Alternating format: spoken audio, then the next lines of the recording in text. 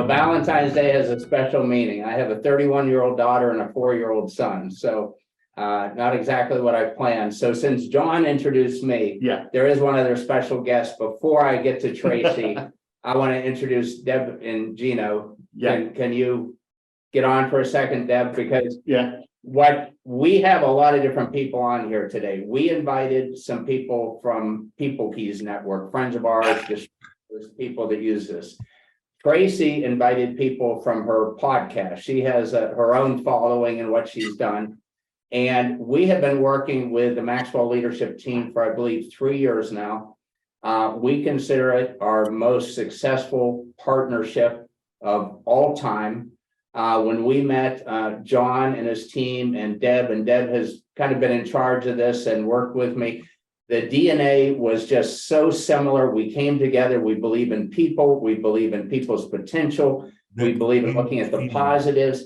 And this year, we are forming an even closer partnership that if you are associated with us and you've been certified or you've done our training, there's going to be an introduction to John Maxwell's resources from their leadership network and vice versa. We just have felt like that we have the same goal to help you to grow personally, to grow your businesses, to grow your ministries.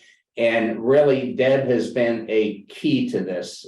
Deb, really, you have been the key. Thank you. Well, I love great partnerships, and I appreciate so much what you all have put together, Brad. And I'm really excited about this. Is our first webinar venture with both organizations, and we've got the best of the best in Tracy Morrow with us. Yeah, and so Deb is the one that introduced Tracy and I did a little research on Tracy, found out some amazing things. She's an amazing person. And she was going to get on and do a presentation for us today about relationships, about DISC, about applying it to every area of your life. And I got in and started talking to her last week and found she's one of the most interesting people I've ever talked to. So I said, can we change this up a little bit? And can I get on and just interview and ask you some questions? Because there's so much that I want to know about you. And so let me just tell you what I do know about Tracy, and it's only scratching the surface. So Tracy is on the Maxwell leadership team. She's a vital part of John Maxwell's team and this partnership. She's a successful author. She's written books on relationships. She has a consulting practice. She did the Beachbody. She's known for her physical fitness and her fitness routines, among other things, incredible. But what I found most amazing when I was talking to her last week is she has 6 kids. And that I'm thinking to myself, here's a successful person, an author, a consultant, a speaker. Wow, that don't we all want to be this? And then I find out she has 6 children. She has a husband. She's built a relationship. And I said to her, you got to get on and just talk about that. Because people really, I think sometimes people see someone like Tracy and say, there's no way I could ever do that. That's just unattainable. And Tracy will tell you it is attainable. And she's going to tell you some of the steps that she took to get her business things going. But this is her family. Tracy, all this. Who are all these people?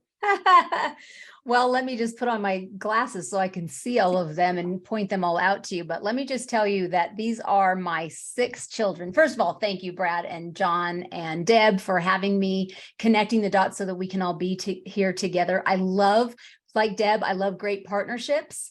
And as soon as we got on our first call together, we knew right away, like this is such a great connection, and not just between Maxwell Leadership and People Keys, but we knew that we were going to have a connection together because we are passionate about people, all of us. And I know I am. This has been something that I have been passionate about from the time I was young. I knew I wanted a big family, and I knew I wanted to be a business person, and I wanted to do both things well. My mom was a stay-at-home mom, and she rocked it.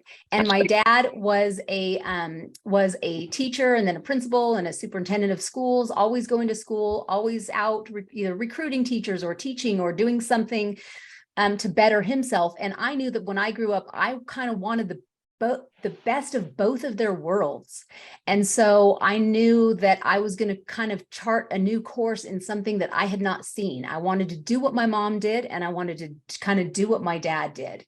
And they both loved people. Our home was a place where that was safe for not just for us, but for people who could come and stay and visit in our home. And that's really what I wanted my home to look like too when I grew up.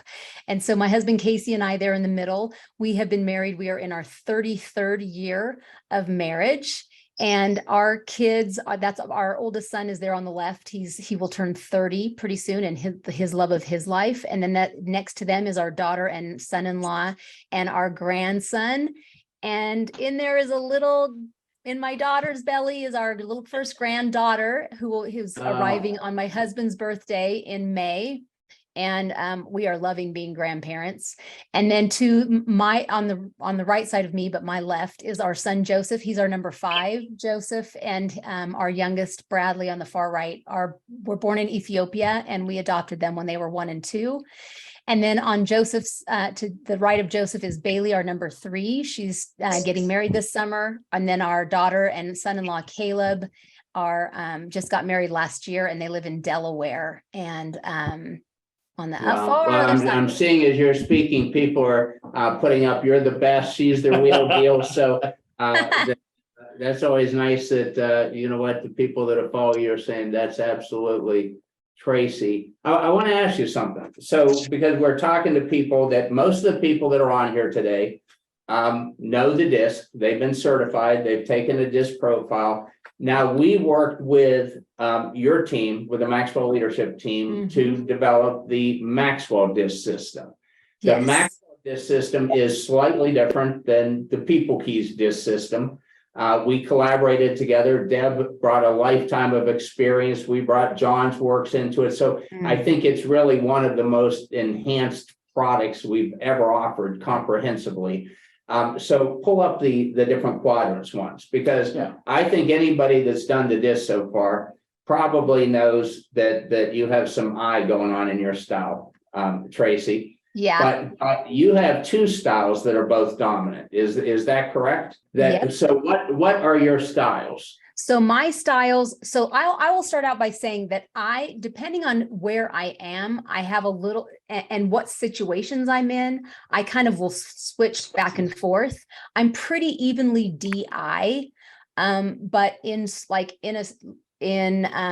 business situations, I tend to be a little bit more into the D situation, into D. When I am with my family of origin, meaning my parents and my siblings, I lean into a little bit more of an I personality. When I'm momming, I definitely am leaning into the D. So in a stressful situation where there's high stress, I kind of lean more into the I, but I pretty much live in the DI world. And I think, Valentine's Day, one of the things I wanted to mention is that opposites do attract. That there is truth. People ask me that all the time. Is it really true? Yes. They attract and then they repel. The difference is I'm a DI. My wife is an SC or CS. There's something about her that's interesting because I don't do things that way. And oftentimes, but then as soon as we get used to each other, we want to change that person. That's not a good idea. God probably put us together that way for a reason. So I'm going to talk about that a little bit, but I want to ask you first, because I loved it. When you said the first step for you was self-discovery, when you decided you wanted to do something, you said self-discovery was the first thing that started you on this journey. You had to know who you were before you could lead, before you could do it. And then you applied it in your parenting, in your family. And I loved it how you just used it right there, what you were facing right there at that moment. Maybe you can share a little bit about that. I would love to. So like you, my husband is the opposite of me. He is a CS or an SC. He alternates back and forth between those. So that is the exact opposite. And so before I learned about DISC, what I first set out to do is like what you said. I loved him. I valued him. I loved our differences. But what I set out to do then was to immediately try to make him more like me as a young bride. Right. Shortly after the wedding. And what we, After the honeymoon's over, then now we'll change them. I know. And that is just, I mean, that's what I wrote in my book. It's called Real Life Marriage. And it's all about navigating what we learned from DISC. Once we learned that, oh, this is the thing, this is a personality thing. And I learned that really from John Maxwell. I was 21 years old. I got married at 20. And I learned from John Maxwell about personality differences. And so I started to learn, oh, this isn't that there's a right way or a wrong way, but there's just differences. And so what I started to learn about was who's the one person that I can actually have an effect on changing, or at least getting better, changing for the better. And that's me. I can't change my husband. I can't change somebody else. I can change myself, and I can have an impact in the relationships that I'm in, but I can't do that when I'm trying to change them and not loving them. And that's why I say love and leadership do go hand in hand, because you can't change someone or have an impact on them if you aren't caring about them. And people are smart. We can tell when someone's trying to change us or someone's trying to impact us because they want us to be different, and that rubs. And so I set out growing myself to get to become the best version of myself and learn more about myself. And then where I practiced that was before I even had children. That was as a 21-year-old person. I started learning about myself, learning about the parts of me that weren't developed, that were blind spots. I started seeing them more. It's very easy to look at someone else and pick out the parts of them that are annoying or that rub us the wrong way. Their humanity rubs up against our humanity. But when we start to take a look at ourselves and do the hard work of being really open to what someone else says, what John Maxwell will say is, what's it like to be on the other side of me, to experience me for the good, the bad, the ugly, and get to work on those parts that are sharp and need to be changed a little bit. And so that's what really got me working on it. And I started practicing it. Then I started having children, and I would practice it in my home with my family, with my friends, with my husband. I practiced what I was learning about myself. And then that ripple effect, it just kind of, by the time I was ready to begin building a business, I had been practicing getting better myself, and then interacting with different personalities outside the home became my next step. I think so many people, and I hate to just keep going on and on, but what I found in my experience is that so many people want to first set out to change someone else instead of first starting with themselves. And so I would say with my team, know yourself and then know your people. And John Maxwell will say, you need to know yourself to grow yourself. So if I want to grow, I need to have a real picture of who I am, strengths and weaknesses, and start to work on that. And that's where I just found that the DISC assessment and the tools around it just set me on a path of self-discovery. That's so good. And people don't realize that. And I was just talking to the CEO of an organization yesterday, and they're making some strategic hires. And they said, what is the right DISC profile for my VP of sales? What is the right profile for this? And I said, I don't know, because I don't know what your profile is yet. I want to see your existing team. I want to see who you are, that your leadership team may be different than somebody else's leadership team, because we want to look at people's uniqueness. No one else is quite like you. Nobody else is quite like Deb or John. And so we look at those strengths, and then we look at where the possible limitations are. So I have the question. You have 6 kids. So is there a predominant style among your children? Okay, you're not going to believe this. Before, in preparation of this, I was sitting and jotting this down. Okay. And so as I've said all along, they're so different, and I've written it down at different times, but it's been a while since I've done it. These are my kids in the order of their births. So SC is number 1. CD is number 2. Strong S little I is number 3. Strong I little d is number 4. Strong I little s is number 5. Strong C little s is number 6. And then husband is CS and I'm DI.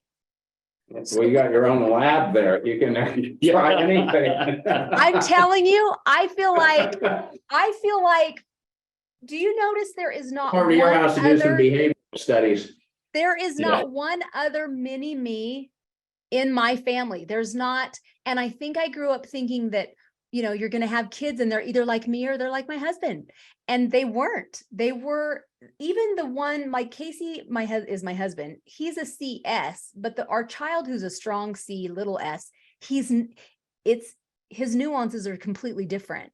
And so we are a hodgepodge, a melting pot of radically different kids. So our parenting styles had to be so different for every kid. And I found myself talking to one and realizing, oh shoot, this is the wrong method. And then I'd have to stop myself and say, I'm sorry, I thought I was talking to your sister. Wait a second. Reset. Listen, and bring my level down, because that sister needed me to match her up here for her strength. And this sister needed me to bring the level down, because I could see her face just like, but it's hard because they're in the same, you know, but you know, they're in the same discussion or argument or fight with each other as kids. But you're learning, like, family is such a learning lab. And John will say, if it doesn't work at home, don't export it. But I felt like in some ways, I felt really gypped and cheated. Like, why did I not get one kid who was just like me, where I just got them inside and out, where I had to really study. Maybe God was saying he's giving you a break. And you know what? Really what he was doing is, I'm thinking, I'm not sure I want my son to be just like me. seriously. But I just think I was thinking maybe I wanted to understand them better, but really what it was about was it helped me to understand we tend to gravitate towards friends who are more wired like us. But it's really the people who are different from us that round us out and make us better, who grow us in ways that people who are like us don't challenge us and make us stronger and better and see things from different perspectives. And so what I find is I gravitate now to people who really have very different perspectives than me, because I think I've practiced it for so long, living in a house full of people so different than me. I see somebody commented that our children sometimes are the best teachers. That's so true. Absolutely. I remember one time, I've done a lot of things in my life, and when my father was older, somebody said, so has your son taught you anything new lately? And he thought about it. He said, yeah, patience. It's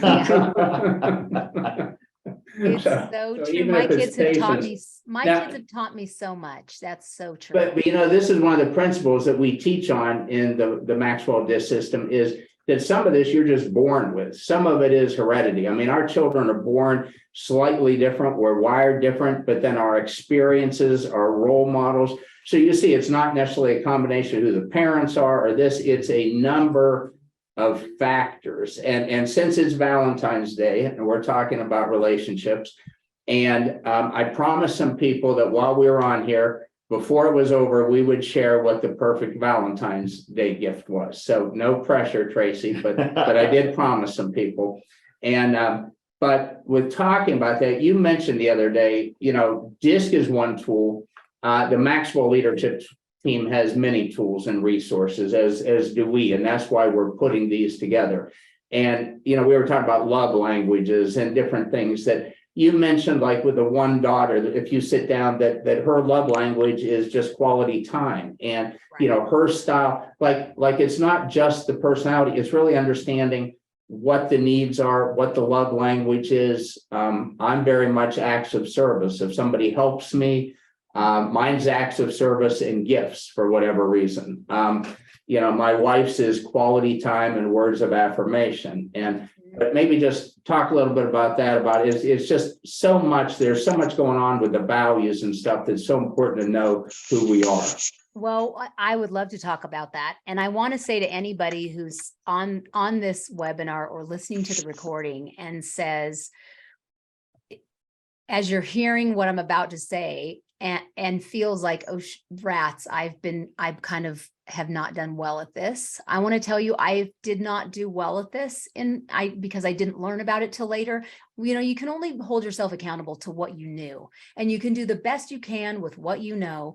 And then you learn something new. And then it's on us to apply it as soon as we can for the betterment of our relationships. And there were many times when I went back to my husband, to my kids, and to my team and said, hey, I just learned something and I have not been doing this well. And I first of all want to ask your forgiveness. And now I want to say, how can we do this better to make things better between us so you can feel how valued you are to me in the way that makes sense to you.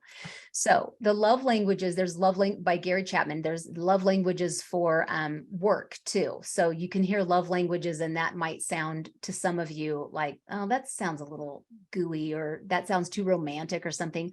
Love languages for work is really about how do you feel appreciated at work? But also love languages in the family is how do you feel loved and valued by the people closest to you? And so one of the first things John Maxwell and Mark Cole, our CEO of Maxwell Leadership, asked me when I first got to know them was, Tracy, what are your love languages? Well, mine are words of affirmation and physical touch. Well, in the workplace, physical touch obviously has to be within reason and within a respectable boundary, but that might be like a hand on the shoulder while you're talking to them, or a grabbing of their shoulder while, or a pat on the back, or, whatever you deem is. I still like a handshake and somebody to look me in the eye and shake my hand. Yes, or like grab their shoulders, or like I am a toucher to, like, are you okay with this? I might ask somebody, but because I do it without even meaning to, like, I just can't help it. I just love people and I don't want to make them feel uncomfortable. But if they do, you can sense if you're a toucher and someone is not a toucher, you can tell, you can tell automatically they're like, yeah. And then I just automatically, rather than be awkward, I'll call it out right away and be like, I'm sorry, I'm a toucher. And I'm sorry, I could tell that that's a little bit awkward. And then it just calls it out. It's better than to leave it awkward. Just say what it is, acknowledge what it is, and just say, I'm just so excited for you. Say People something. are much more forgiving than we give them credit for. I think sometimes just say, you know what, I'm sorry, I don't know what I was thinking. People are much more willing than if we just act like nothing happened. They're so kind, and it makes it way more awkward if you just get stiff and pretend you didn't just do what you did. Know yourself. That's part of knowing yourself. Know yourself enough to call yourself out. But what I'll do is I had all my kids. So here's what I think about like DISC and love languages and strengths finders. All of those things to me are like, remember they don't do it anymore. I don't think very much in the US especially, but remember locker combinations? And when you would go to school, you got a new locker combination and it was like a three number code and you put it in. Your suitcases have it now if you have a Toomey or whatever. Right. And so to me, these things are, every person has a lock. And every time you take DISC, or every time you take a love language, you are unlocking and decoding that individual and finding out and discovering more about them so that you can connect with them and build that bridge to them. And in this day and age where I feel like so many people, gosh, that sounds such an old person thing to say, this day and age, but in this day and time where people are concentrating on where we're different, let's connect on where we're the same and where we can understand that person or know them for who they really are, because we all just want to be discovered. And when you find out what matters to them and how you love them, for years, gift giving is how I express love, both my husband and I. And so I would buy my kids gifts, end of school gift, or just any day gift. I saw this, I thought of you. And gift was like last on the list. And by the time I found out about love languages and had my kids take it, and one of my girls, gift is last on her list. And she, like you said, Brad, hers is personal time. Well, that's last on my list. And so I would be wiping down cabinets, come talk to me. And I'd be doing dishes and wiping down cabinets and making dinner, 3 things at once, while she just wanted my undivided attention. By the time I found that out, she was like 16. And I just said to her, I just found this out. And I realize now why you never used the fancy purse I bought you, why you never cared about the curling iron that I got you or the new shirt that I bought you. That didn't matter to you.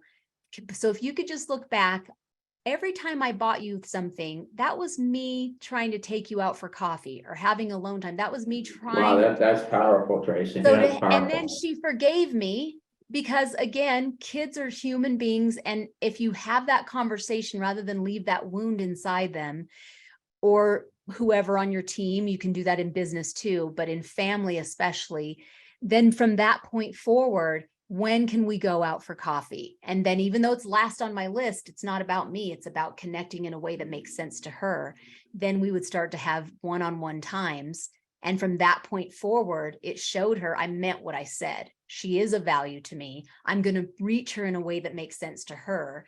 And even though it's not my favorite way of connecting, I am a person of words, so I want to sit with her and have that special time with her and connect with her. Now, since it's Valentine's Day, the perfect gift, you said, finding out what their things are. You can never go wrong with flowers. You can never go wrong with a card of expressing. Try and hit on all of them if you don't know your thing. I did bring something downstairs into my home office because I wanted to show you something funny. Years ago, my husband and I, one of us bought this for each other. I don't know what it is. I don't know how the batteries are even lasting, but my grandson has stolen this and keeps it in his toy box. And this morning, my husband took this out of his toy box and brought this to me. It's this little cute button thing, and I'm going to play it. So just listen, and then I'll tell you what it says. Hey, you, Scooty Poo, you are looking fine. Woo, doggy, did it hurt when you fell from heaven? Can you even hear what that said? It said, hey, you cutesy poo, you are looking fine. Ooh, doggy, did it hurt when you fell from heaven? And it's this funny little thing. My grandson loves it, and he hits it and hits it and hits it. I have no idea how the batteries still last, but it's a little funny thing. Hey, you cutesy poo, you are looking fine. And it's silly, but it's a love. It's a way of showing love. It's silly, and it's now our thing. And is there a perfect gift? Did we go out to dinner? Yes. Did he give me a card? Yes. Will he give me something? I don't know. He taught my 18-year-old son brought me chocolates this morning because his dad taught him from the time they were little. He would take them out to bring their mom flowers on Valentine's Day to show love. But just little things that say, hey, I thought of you at a different time to let you know that I care about you. Yeah. But let me just rehash that, because you said a couple of things, Tracy, that just really hit home to me that I thought were really deep. And I think if people get nothing else out of this, one of the things that you said about going back and sharing with your daughter about what you meant to do, what you tried to do. I remember my father is probably 70 years old, and one day he shared with me that, he was a little bit hard on me when I was growing up, and he shared about how his father was an alcoholic and really never spent time with the boys. And, my dad tried to mold me into this person, but didn't really know how to, because his father and he said, I probably failed you, but that's what I was trying to do. And, it meant a lot to me, because I just thought, I didn't know why he did some of those things. But I realized it was his way of trying to love me. And I think that it's never too late as parents, sons, daughters. Look, things a lot of times, I think that's what hurts relationships, is when I try and do something for you, or you try and do something for me, and I don't recognize it as that. And maybe I reject that, or I reject you, when it was really you pouring out your heart. And the other thing that you said, and this I think is the best gift, is the gift of ourselves, just whatever that is. Because my wife, who, I've been a father for a lot of years, but when we had our son a few years ago, I'm a gift giver, and I'm a little bit older now. And so I want to shower him with gifts. And when I go to the store, I want to bring a gift home. And my wife, Anya, who Deb knows, always says, he has too much stuff. He has too much stuff. And but one of the best advice she ever gave me was about 2 years ago, when I brought him another gift home. And she said, Brad, what he wants is for you to get down on the floor and just play with him. Mm. And you know what? That's what I realized he wanted. It wasn't about a gift. I could get him anything and give to him and leave, and it meant nothing. me taking a piece of paper and getting on the floor and coloring with them meant more than what that gift meant. And I think it's what you're saying with your children, because it is, I mean, John Maxwell is all about family. If you know John Maxwell, he's about healthy families. And I think Valentine's Day is a family day. It's not just spouses or husband, wife. It's it's a love day. It's a love day. Yeah. Yeah. So Tracy, you're really hitting on some deep things here. And I want to put something up, John, put the relationship guide up, because I worked on this yesterday, and we've known this for years. We've experienced it for years. And because most people that I think are on here today probably know what their style is, they know what their spouse's styles are. But here's a real little relationship guide. And this shows how effortlessly relationships are, both in the home and at work, and ones that require more attention. So you said you are the D or the I. So let's just take it for a minute that you're being the D, and you say your husband is an SC or CS. Mm-hmm. So you see, with the D with the S or the D with the C, work relationships are good. But when you're in your D mode and your husband's in your C mode, then that's when it takes a little bit of deliberate work to make sure the relationship works. Mm-hmm. Because my wife and I are the same way. I am the DI-ID. She is an SCCS. When we go out and I'm in my I mode and she's in our S mode, you can see it's effortless. It's effortless for us to go and have a nice time. But when I'm in my D mode and she's in her C mode, which happens occasionally, work-wise, we can still get a lot done because we're both very task-oriented. But now we start talking about our son and our relationship, and we have to make sure that we put the relationship ahead of the task. And because that takes more effort. John, you're a high I. Yeah. And your wife is one of the highest C's I've ever met. Yes, she is. So that dynamic is wow, the I with the C, that you need to work on relationships and in the working relationship. Yes, she helps me. It's funny. All right. So Tracy, the last time we spoke, you had said something like relationships are hard. And I said to myself, no, they're not. Denise and our relationship's actually pretty easy. And then it occurred to me, oh my gosh, that's because I'm not doing any of the work. You do all the heavy lifting. Do you know what I mean? And so it was a wake-up call. I'm like, okay, you know what? I gotta participate. I remember you telling this story about when you had children growing up and you want to spend time with your wife, and you would go, hey, Right. Denise, after the kids go to bed, let's watch a movie. And she'd say, I don't know if I want to. And you'd be all disappointed. And then one day she said, well, maybe if you would do the dishes, maybe if you'd run, like maybe if you do some of the work while I was putting the kids, I would like to watch a movie with you. Yeah. Do you remember that? Yep. And that's her. I mean, you know, and for me, it was really just paying attention to those things. Even without knowing DISC, there are the people in your office, in your life, are going to let you know what they need. You know what I mean? And so DISC just gives us the mindset of paying attention to somebody else. I would love to add to that, because Yes. I think when we watch romantic movies, I think that what we see is the efforts of a lot of writers who are coming up with the perfect answers for both people in the couple. And what we want is for our person to come up with that perfect answer and the perfect response on their own.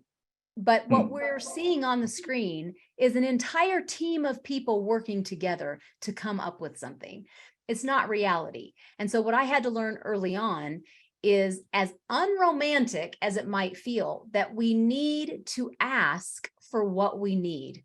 And it might feel not very romantic. It might feel like, I wish you just knew, you should know. We might even think in our minds, he should or she should just know what I need because I said it once, or because can't they see that I'm doing these dishes, and that if they want to watch a movie, if John wants to watch a movie, you know, he should know that I'm doing these dishes. But the truth of the matter is, we don't know. We can't put a should. Someone said a long time ago, don't should on me. what you should do. Don't should on That's a me. good And one. so Mhm. and that goes for all of us. We shouldn't put that should on someone else. What we need to do is ask for what we need, and ask for it in such a way that is not huffy and angry. Ask before we get to that point. Hey, Mm. I would love to watch a movie with you, but I would also love if you would help me with dishes. You know, if after dinner, we have a rule in our house, whoever cooks, the other person and kids head up the dishes and put away food. So even if we go to someone's home and they've prepared us a meal, then we all pitch in and we'll go in and say, nope, you prepared us a meal, we're helping with dishes, and we'll help, and we all pitch in to help. And so that's something that we didn't come up with. That we read it somewhere and we thought, oh, that sticks for us. You know, we didn't come up with all this stuff. We've searched for tools, and that's why we love DISC. We've searched for tools, and DISC is not meant to, I think this is something we talked about, Brad. I have taught this so many times to teams, in marriage groups, to my own children. Your personality, your type is not ever meant to be it's not meant to box you in, because we can all grow. I am not SC, but I would love some SC traits. And so I'm not going to say, well, I'm DI, so I can't ever have SC traits. I really admire a lot of the traits of SC. I love the loyalty. I love the showing up in sincerity. I love the empathy of SC. And so I want to grow in those areas. Just because I'm a DI doesn't mean that, where I've got the eye on the goal and the end result, that I don't want to develop my compassion, that I don't want to develop my loyalty, deep loyalty. Not that I'm not a loyal person, but you know, the deep loyalty that you see in Can I just interject something, because this is like real time here, and Deb can attest to this. So I'm an ID or DI, you're an ID DI, John's an I, Deb's a DI ID. So the last couple days, I've been writing Deb with all these questions, and she probably thought I lost my mind, because normally I just want big picture, and I literally said, Deb, I'm trying to follow up on the C-tails that I know I'm not a C person. So I'm trying to do C-tail things, because I know my team and her team, and I'm thinking, what are the things I don't think of? And again, it's not an excuse. Well, I'm an I or a D. It's like, I can think of this stuff too, that is unusual as it seems. I can actually have some of those good attributes of the C. I can have the attributes of the S, that they like steady. Let's think about this. Let's not act impulsively. Let's see if we think this way next week about this. And Yes. you know, just that steady as she goes. And I admire those things. And the older I get, the more I realize how much I need the opposite style more than I need my style. Yes. That God, I wasn't able to change some of the people I tried to change, because I desperately need them the way they are. I agree. Some of the DC personalities are that skill set is so admirable to me. A lot of my dearest friends have those perfectionist, dominant, which is kind of so different from me with a DI. You tend to be a little bit more loosey-goosey. And so I always tell people, your personality is not ever meant to be used as an excuse for, well, you know, that's how I am, so that's, you know, that's the way it is. No, we're meant to grow. It's meant to be an identifier. It is meant to be a baseline of, this is your tendency, but you can grow in these areas, and you don't use them. We aren't to use them as an excuse in an argument, excuse as an excuse for laziness, an excuse for not showing up, for not following through, but also not to box us in, because I want some of those traits in the other boxes where I show up very low in numbers, because I admire them so much. And so while I do want to develop in my strengths, I also want to try my hand at being a little more detail oriented, because it matters to my husband. For instance, it matters to my team members when they say, Tracy, could you give me a little bit more details? And I'm like, oh my gosh, details. I just want big picture. Can you come up with the details? That's how I used to be 15 years ago. And so I've learned, like, no, that matters to my team, who on one hand, I want to staff my weaknesses, what John Maxwell says, staff your weaknesses, have team members who are strong in the areas where I'm weak, but I can also learn from my team members who are strong where I'm weak so that I can get a little stronger in those areas to show that my team members, that what matters to them also matters to me. And I do want to grow in those areas.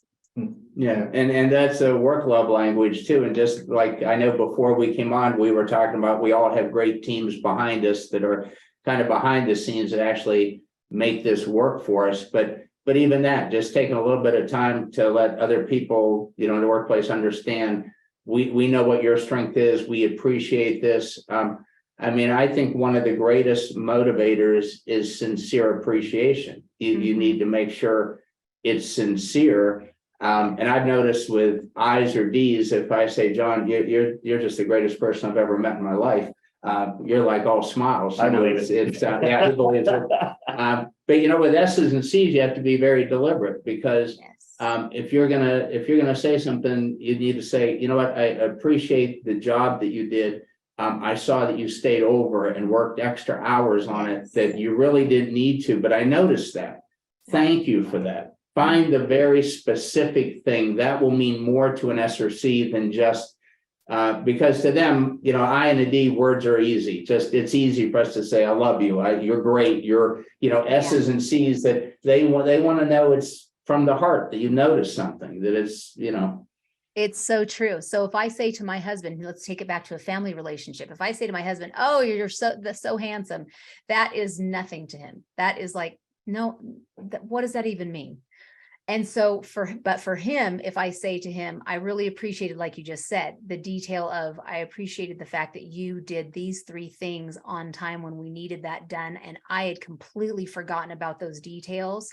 We would have been up a creek if it wasn't for you, and how I appreciate your attention to detail in those areas. What would I do without you? I would have been so late and we would have been messed up royally. That makes sense to him. An empty, fluffy compliment from my heart, which I truly mean, doesn't matter as much to him. And so it's learning what really does matter to them too. And so taking the time to really ask people, what do you value from what matters to you for your team members, but also to your family members too? What do you like to hear from me? What matters to you that you like to hear back from me? And it's the same thing as asking for what you want, asking them what they want. What do you want? What would really matter to you? What would you like to hear from me? What do you like me to recognize? What in your best case scenario, what do you want from me ideally? And when you ask people that, think, when was the last time, for every person on this call right now, when was the last time anyone ever asked you that? How would you really like me to celebrate you?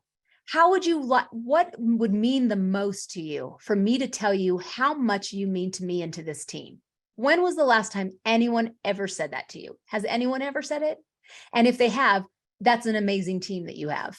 That is an amazing team leader. That's an amazing team partner, whoever it is, and thank them for that, because that is unusually rare, because most people are thinking about, what are people noticing what I'm doing? Are people noticing what I'm doing? I haven't had a compliment very lately. They aren't thinking about, how can I shower these people with this? And when you are part of a team like that, and that's what I love about our partnership between DISC and Max, between People Keys and Maxwell Leadership, is these are 2 companies, 2 organizations that have come together that are all about celebrating people and relationships, because leaders who help themselves when they are developing relationships, leaders who pay attention to relationships. If you're just looking at bottom line and grow the company line growing, that's one small piece, but you will have turnover if people don't feel valued and celebrated for what they bring to the team. If that's not a regular, intentional thing, and that is not something that comes naturally. And that is something where I had to, it leads into, you know, what we talk about, this growth day. Learning about my personality and the personalities of others wasn't enough for me. I had to learn how to grow.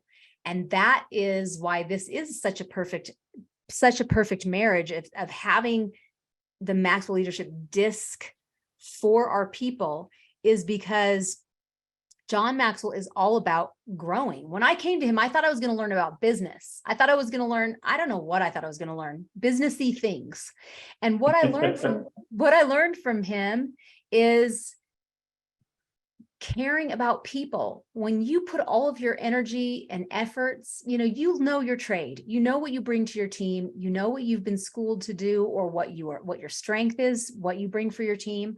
But when you get really good and pour your life into getting good for yourself and understanding yourself, and then also building the bridge to connect with people who are like you, people who are different from you, people who think differently than you, vote differently than you, believe differently than you, and you find the value in them, and you find a way to work together with them and honor them, the sky is the limit of what you can accomplish in your team. I'm sorry, Tracy, I just got to share this because it really challenged me. Something that I know this is a Maxwell quote, but you shared the other day, if you stop loving the people you are leading, you should probably stop leading them. Wow. Yeah. And that really hit home to think, wow, do I truly feel that about the people that I'm leading? Because I believe there's a lot of truth to that, Tracy. If I really, why should they be following me? If I don't care about them, why should they follow me? Right. And I quote that quote of John's often because it keeps it in the forefront of my mind. Because the truth is, for me, the follow-up of what John says behind that is, because if we don't love them, we will be tempted to manipulate them. We will be tempted to manipulate them for our own agenda, for what we want, for the things that are self-serving, for my benefit alone.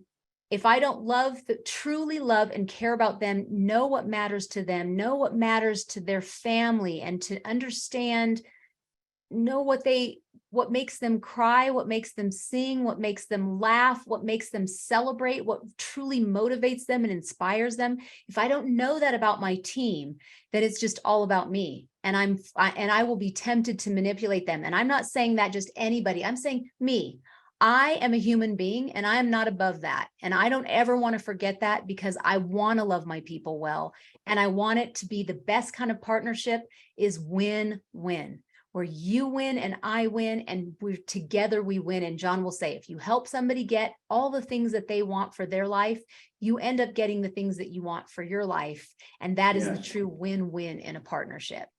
The thing that I keep hearing over and over again, if somebody's going to do something, the best next step is to know more about yourself, know more about what are just, I know that there's a conference there. What are some of the ways that somebody that wants to take another step to get to know themselves better, or with you, with John Maxwell, what are just some of the upcoming things so that we can mention it while we're here?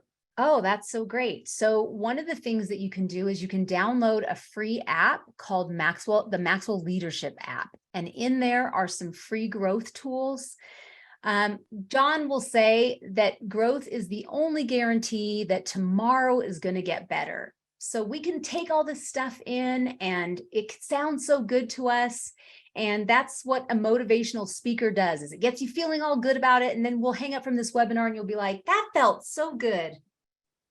What do I do with this? I don't know what I do with this good feeling. That's just pumping you up, and that's really in the long run empty. But a motivational teacher gives you a next step. And so downloading the free app, Maxwell Leadership app, there are some free journeys, some free things, a free assessment that you can take within that app.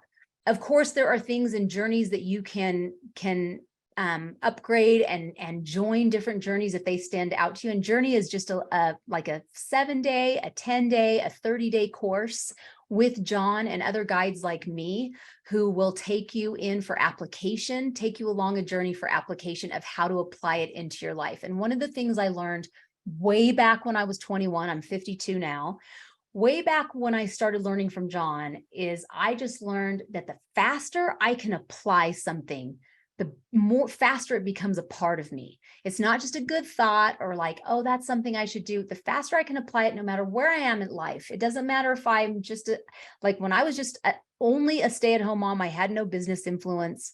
I wasn't even leading my ministry. I was a youth pastor for 11 years. We built a pretty large youth ministry for junior and senior high schoolers.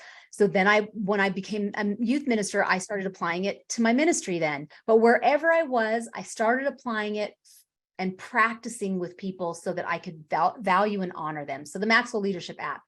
And then we have a 1-day growth day that is coming up. It's in Florida, but if you cannot make it, it's on March 13th. But if you cannot make it live, you can join us virtually.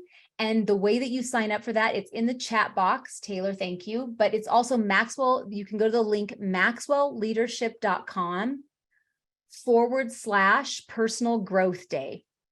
And at the very beginning of the call, I don't know if it was before we started recording, but we were talking about that we're doing a live workout that I'm going to be leading. But we have these speakers here.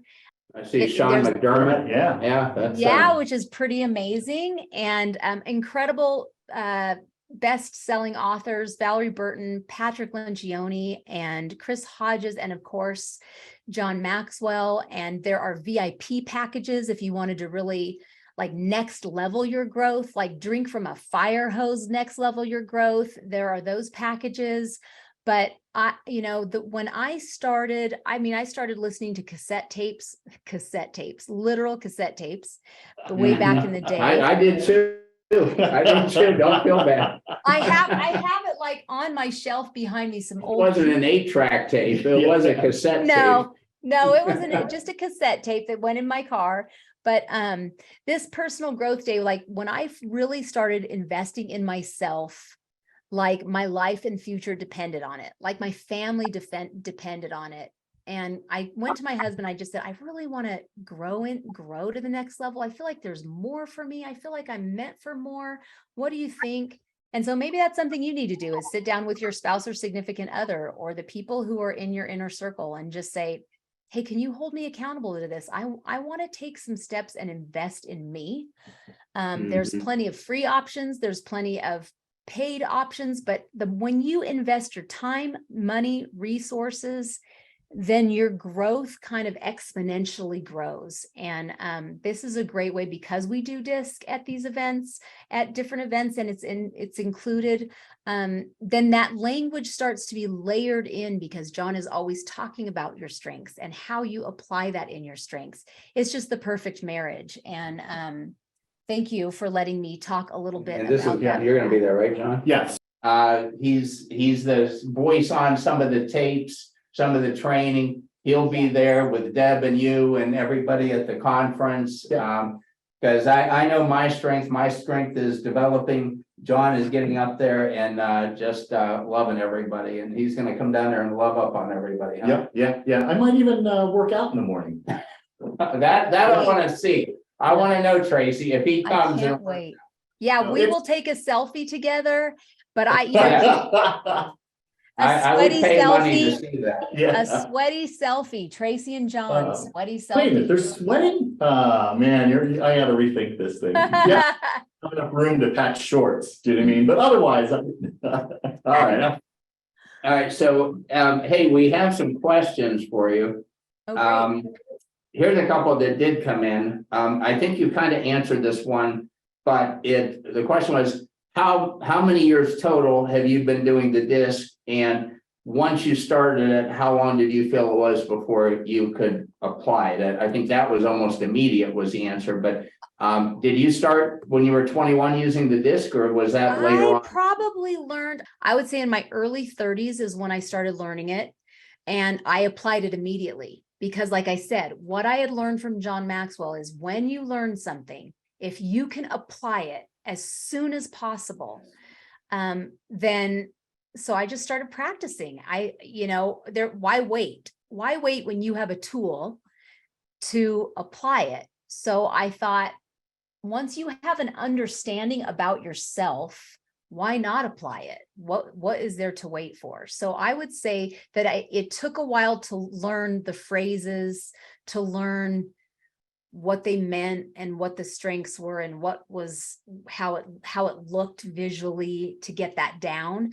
but understanding myself and understanding my family. I had my whole family at Christmas one time. I printed it out. I had like all my siblings, and I'm one of 5 kids, and their spouses and my parents take it.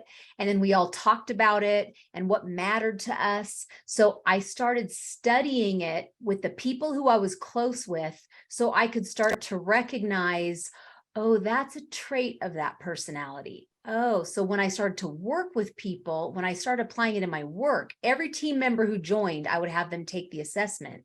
So then I could start to learn, and I would take notes. I had a little binder where I would keep about their personality, what their strengths were, so that I could, again, like the locker combinations, start to decode them and talk to them in their language, celebrate with them in their language, and know what maybe their strengths and their weaknesses might be before they even learned about themselves. Honestly, it's like a little cheat sheet or a little guide of how to make an instant relationship. And that's why Absolutely. it's so great for counseling, for coaching, for consulting. And so did your book come from your, what came first? Did you write the book and then you went out and talked about it? Or did you write a book about your experiences?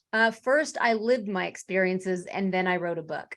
So Gotcha. mine is on Real Life Marriage is the name of the book. And then the subtitle is Navigating Your Beautiful, Messy, One-of-a-Kind Love Story. And it really is truly, it's about 2 very different people getting married from 2 very different backgrounds and navigating our way before we knew about personalities, before we knew about love languages, and the tension of figuring it out. Like, we knew we wanted to be married for life. We knew we wanted a great family and a big family and big things, but we couldn't get over ourselves. That was like, we needed to get over us to get to what we wanted. And so when we found our personality styles, what we found is we actually are a perfect complement to one another. And in all the areas where we were trying to pull each other to be more a different way, we actually complement one another perfectly. He fills in the gaps where I'm weak. I fill in the gaps where he's weak. And once it was like permission, I felt like the personality assessment gave us permission to fully be ourselves. And I didn't need to be more like him. He didn't need to be more like me. And once, it seems ridiculous, but that's what we needed. We almost needed permission that we were both okay to be the way we were, that we didn't need to be more like each other. I guess that's what we thought, I guess. And so, and once we did, we just, that alongside of some other tools and learning how to communicate in a way that we could understand one another, so that when you say something, I say, this is what I hear you saying. And that's not at all what I meant. And so learning to communicate in a way that the other person actually understands what we're trying to communicate. And so that was after years. And I've had to learn when, as an ID or a DI, we want to take care of things immediately. Right now. If there's a problem, let's settle this so that we can have a fun evening. Totally. We are going to have fun, and we are going to have fun right now. Whether we want to or not, we're going to have fun. They say the definition of intimacy is into me see. That, you have to be transparent. And I think that's one of the toughest things, because what I hear you saying, Tracy, is you had a certain confidence in who you were, not that you were perfect, but you understood yourself. You understood, so that it allowed yourself to be able to open to your husband or your children or your business, that you are confident in who you were created to be and what your strengths were. And I think I needed to slow my pace a little bit. I'm also very fast to forgive. Like, I don't want to hold a grudge. I let that go and move on and leave it in the past. I'm not going to bring it up again. That's just me. And so for him, we needed to learn how to navigate that. I could trample over him very easily. And I don't think I'm trampling. I just think I'm like speaking truth and just moving on. And so learning to be a little bit more gentle with my words and slow my pace to let him, give him the space and the grace to share at a slower pace, so that he, his personality type needs that slower pace to open up. Like you said about your wife, it takes some time, it takes some space to open up. And once we learned that, man, we are just, I think it was like year 15. And that might sound terrible, but it was like 15 good years, but 15 years of doing the work, of trying to figure it all out. But by year 15, man, we figured it out. We hit our stride, and it was like clicked. I loved what you said, Tracy. We got to get a quote, and I know a lot of people on here loved it. It's just asking, what can I do to celebrate you? What can I do that's meaningful for you? What can I do to give of myself to you tonight? Yeah. Yeah, all people want is really to just be seen and valued and known. And it takes time to see and value and know them in a way so that they feel it, actually. Because I feel and value people and think I know them. But if they don't feel it from me, then the connection, there's a disconnect. And so it's a study of people. It's a study of human beings. And by how can we get to that space without asking questions, and asking lots of questions to get to where, rather than making assumptions that I think I know it, but to rather ask to discover them. And when you think of it in terms of like, I'm discovering you, I want to discover this. I stay in a curious place for discovery rather than assuming I already have all the answers that I need. And for my personality, I make quick decisions. I think I've got it. I just make very quick decisions, and I have learned over the years, and some of it just comes with practicing it for a long time and maturing. John says, with age comes wisdom, and sometimes age comes alone. And I was bound and determined for wisdom to come with age for me. And so I really wanted to lean into gleaning wisdom from the experiences, even when I messed up, even when I did wrong, to not try to cover up when I messed up, but just to say, hey, I really blew that. And I'm sorry. Can you help me so I don't do that again, or so I can do that better next time? So it takes a humility, it takes a curiosity, and it takes a lot of conversation and questions rather than making assumptions, and which shuts that, the more questions you ask, the more the conversation keeps going. The more assumptions you make, the conversation shuts down. And you might be making assumptions like I did in my life that are incorrect. And the person doesn't get an opportunity to actually be heard and known. Right. You can be very knowledgeable, but not be wise. Right. Yeah. Yep. That's good. And we're just really trying to help people to not make, mistakes. I mean, that I think is a definition of wisdom, knowing enough not to have to repeat a mistake that somebody else made. Yeah. And that's what I always tell people. It's not necessarily I'm smarter. It's just maybe I learned how not to do it. Yeah. My mom used to say, Tracy, we don't live long enough to make all the mistakes. So if you're wise, you'll learn from the mistakes of others. And so she would share mistakes that she made. And I think I learned that from my mom, because she was so open about mistakes she made and what she learned about it, that it taught me both practically by how she lived her life, but also by the things that she said. Was like, it put me on alert to learn from other people's mistakes. And then she would share the things she learned from her mistakes. So I learned it in practicality. And so now I wanted to do that for my kids too. And walk that out so that they could learn from my mistakes as well. And that's really what this whole thing is about. Why I am in the position that I am with Maxwell Leadership is truly because I've made a lot of mistakes, and I didn't let it stop me. I just keep moving forward and apologize for how I mess up, because I really want to get it right. I really care about people. I really want to have healthy relationships. And the way to have healthy relationships is to not pretend I've got it perfect, but to value the person enough to fall on my sword and say, I'm sorry I didn't get that right. How can I do better next time? Or, and just keep that conversation open. I think, many people in this country want stronger relationships. They want the unity. They want to come together. And that's one of the things that I value about the Maxwell leadership team and our own philosophy is, if we can sit down and we can have a discussion that people aren't that different, that what are the common values? What can we we love our children. We want a good education for our children. We want safe things. What is it? Let's stop focusing on the things that divide us and what are the things that could unify us. Wow. That's right. I appreciate all of you who showed up on Valentine's Day to show a little love for yourself and for the relationships in your life. And I appreciate you, Brad and John, for and People Keys for giving people an opportunity to grow in the area of their relationships, because when all is said and done, we can be as successful as the most successful person has ever been in the position that we all hold. But what does it matter, truly? What does it matter if your bank account or bank accounts are so full and you have all the awards and accolades, but you are relationship poor?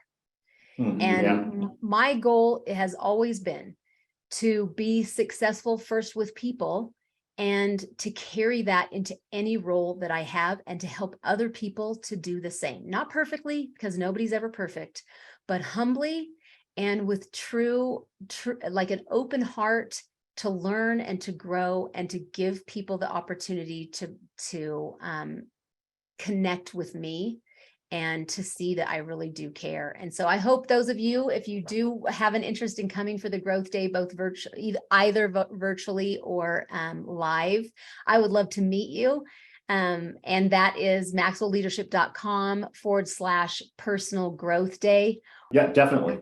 And again, we just want to thank you guys.